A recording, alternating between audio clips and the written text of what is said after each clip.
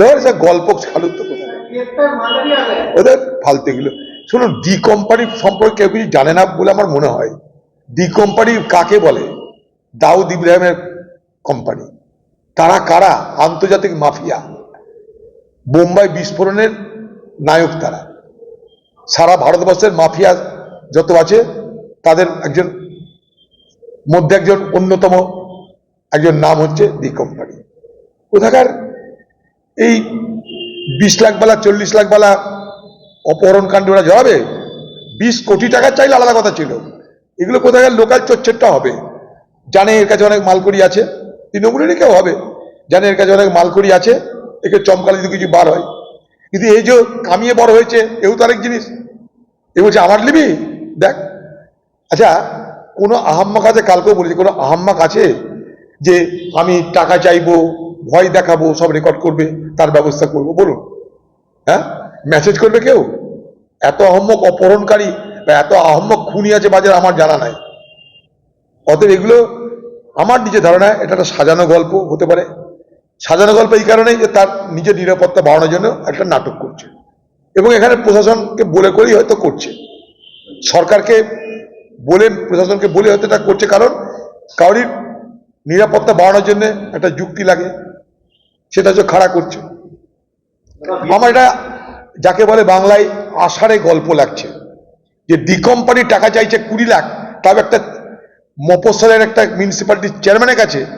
D কোম্পানির এত দুরবস্থা হয়েছে বলে আমার জানা নাই, যদিও সে কোম্পানির সাথে জড়িত না, কিন্তু ডি কোম্পানি নামক যাকে বলা হচ্ছে তারা এত দুরবস্থা নেই যে একটা মফস্বলের একটা চেয়ারম্যানের কাছে 20 লাখ টাকা চাইবে। মেয়রের কাছে চাইতে পারতো, কলকাতার মেয়রের কাছে অনেক বেশি টাকা, অনেক বড় ধান্দা। তাই এগুলো আষাঢ়ে গল্প বলে না, এটা একটা আষাঢ়ে গল্প ফেলেছে ওইখানকার তৃণমূলের নেতা। আমি দায়িত্ব নিয়ে বলছি।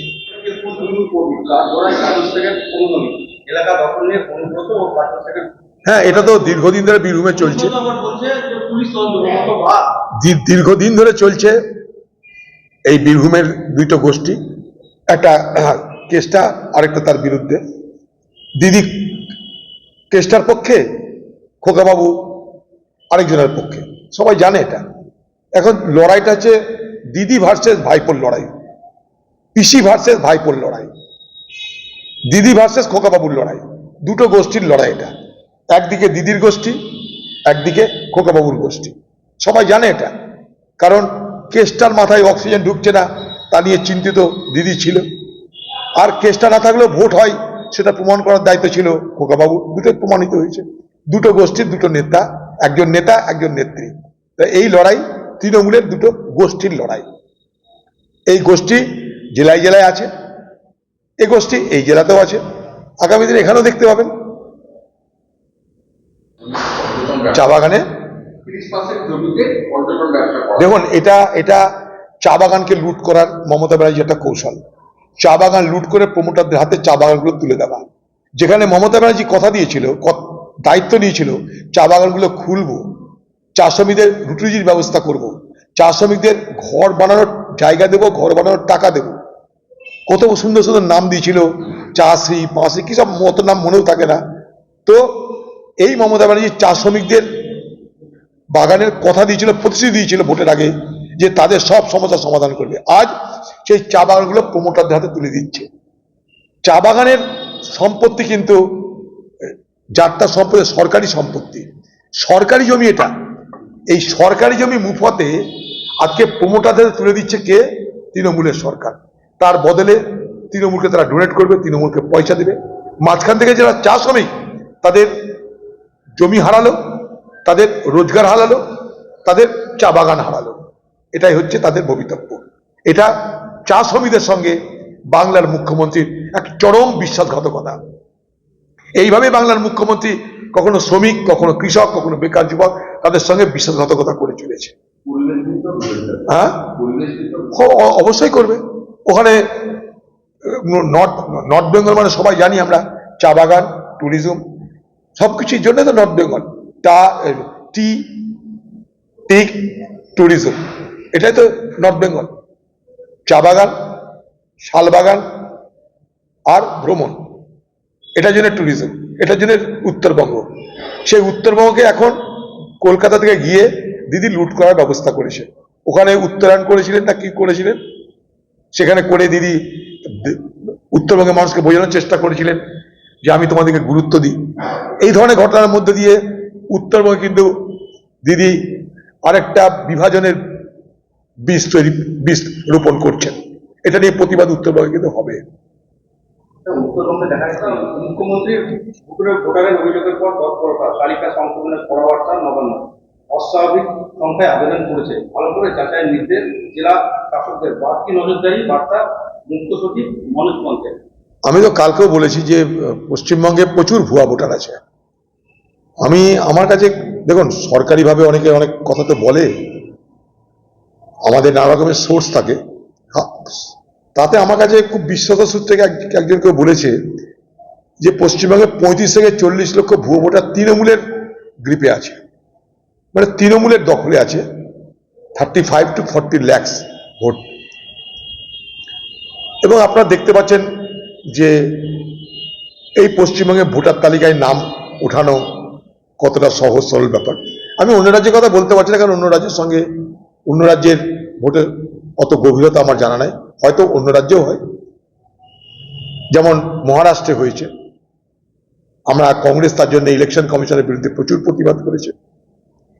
বিধানসভা লোকসভার মাঝের গ্যাপে 29 লক্ষ ভোটার বেড়ে গেল মহারাষ্ট্রে, কংগ্রেস তার জন্য হারল, এই অভিযোগ আমরা করেছি। অতএব অন্য রাজ্যেও হয়, কিন্তু আমি পশ্চিমবঙ্গের কথা বলছি। পশ্চিমবঙ্গে আমার কাছে একটা বিশেষভাবে আমার কাছে একটা খবর যে এখানে তৃণমূলের গ্রিপে অর্থাৎ তৃণমূলের হাতে 35 থেকে 40 লক্ষ ভুয়ো ভোটার মজুত আছে।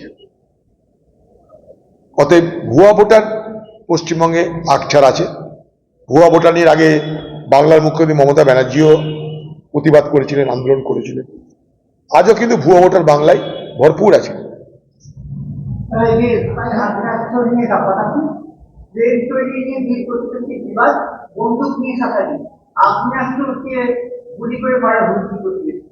আর কি সব আকছার হয়ে গেছে এখন বাংলায়, এগুলো আকছার হয়ে গেছে। বাংলায় তার আইন শৃঙ্খলা কিছু নেই, এগুলো আকছার।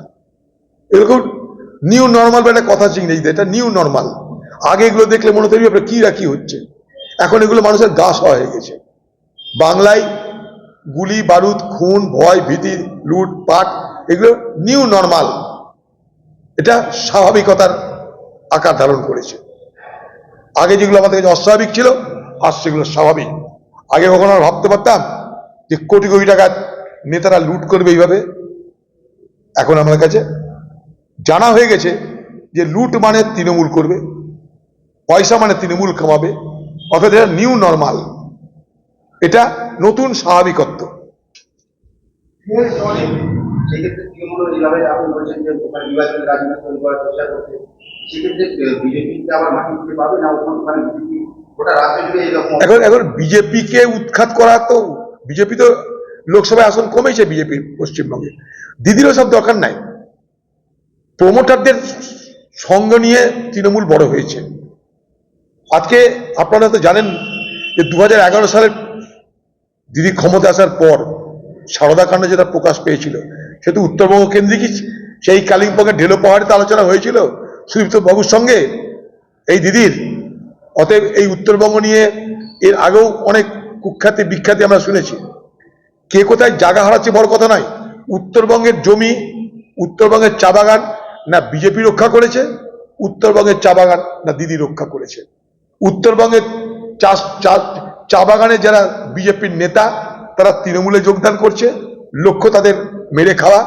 তাই উত্তরবঙ্গের মানুষকে নিয়ে না বিজেপি কিছু করেছে না তৃণমূল কিছু করেছে। উত্তরবঙ্গের মানুষের কাছে বলবো, অন্তত দার্জিলিং গোর্খা হিল কাউন্সিল কংগ্রেসের রাজীব গান্ধী নেতৃত্বে করার মধ্য দিয়ে দার্জিলিং এ শান্তি এনে দিয়েছিলাম আমরা। চা বাগান বাঁচানোর দায়িত্ব নিয়েছিলাম আমরা, কংগ্রেস। আজকে চা বাগানের মালিক কারা? চা বাগানের জমির মালিক সরকার, কোনো ব্যক্তি নয়।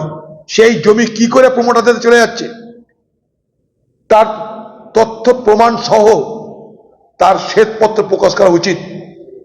উত্তরবঙ্গের মানুষের কাছে শ্বেতপত্র প্রকাশ করুক পশ্চিমবঙ্গের তৃণমূল, যে সেখানে চা বাগানের পরিমাণ, জমির কত পরিমাণ, সেখানটায় জঙ্গলের কত পরিমাণ, সেই পরিমাণ 10 বছর আগে ক্ষমতা আসার আগে 2011 সালে কত ছিল, আজ কত আছে আমাদের জানা দরকার। দিদি সেখানে গিয়ে বলছেন আপনারা ট্যুরিজম করুন, 100 বার করুন। উত্তরবঙ্গে কিছু করতে পারেননি আপনি, শিল্প নেই, চাকরি নেই। ট্যুরিজম উত্তরবঙ্গে হাতিয়ার হোক, আমরা চাই, মনে প্রাণে চাই। কিন্তু সেই ট্যুরিজমকে হাতিয়ার করতে গিয়ে সেখানকার চা শ্রমিকদের আপনি 12টা বাজাবেন, চা শ্রমিকদের জীবনে সর্বনাশা দেখে আনবেন, এটা কখনো আমরা মানতে পারি না। উত্তরবঙ্গের পরিচয় চা বাগান, উত্তরবঙ্গের পরিচয় জঙ্গল, উত্তরবঙ্গের পরিচয় পাহাড়, দার্জিলিং।